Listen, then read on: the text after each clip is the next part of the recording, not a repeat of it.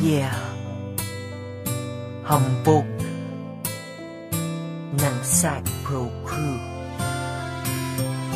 Alam mo yung feeling na bawat kilos mo nakakatakot kasi yung girlfriend mo napakaselosa. Ang aking girlfriend napaka-selosa talaga. Kala mo si Mike Enriquez kung mag-imbestiga sa aking CP, sa PC, pati sa FB pa. Para ba kung inupo sa silya elektrika? Pag siya ay galit, sasabihan pa kung may pahabol pa.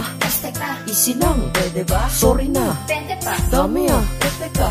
Benteng sorry, ano bang nagawa ko? Ang dami mong kausap dun sa Facebook, tarantado. O diba? Kung magselo siya ay grabe, pinapaiwas pa ako sa mga tropa kong babae. Eh kasi wala daw siyang tiwala sa nakapaligid. Kahit tropa lamang, baka daw ako ay mapaibig. Eh alam mo naman sa puso ko, kau lang nagpalukso. Kahit na, basta sexy, ikaw pa, bilis mo matukso. Maliban na ako ay mangamba na baka maagaw ka sa akin ng iba.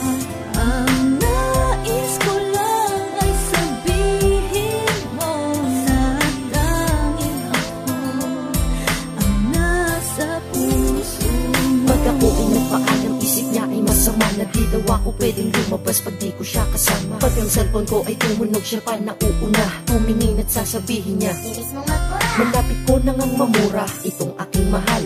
San ba may tindang mura o kahit pa mahal? Naagimat ang kapangyarihan magbigay tiwala. Bibigay ko lang sa girlfriend ko na super maghinala. Kung ako ay pag-aralan, daig niya pa ang soko. Sa tuwing labas ko, kala niya diretso ko ay sogo. Ang taba ng utak mo kasing taba ni Jessica Soho. Soga daw punta, umalis ako ng solo. Pati sa Facebook ko ay para siya nang may-ari. Pag sa inbox may nag-hi, ako pa ang mayayari. Kasalanan ko ba na mag-message sila? Nako, meron ka na sigurong iba. Kita nyo, diba? Ako'y nananahimik sa lubong na kilay niya at mata niya ay nanlilisip. Tagal mo mag-reply, ha? Ka-text mo ba ang ex mo? Ang dami mong kulit, ang kulits mo ha, nagets mo? Ako natatawa, hindi to biro. Anego kung mag-reply ka sa mga text kahit na sino yan. Ang mag-like ako ng pics at status bawal din. Ganyan siya kasilosa? Oo, ganyan men.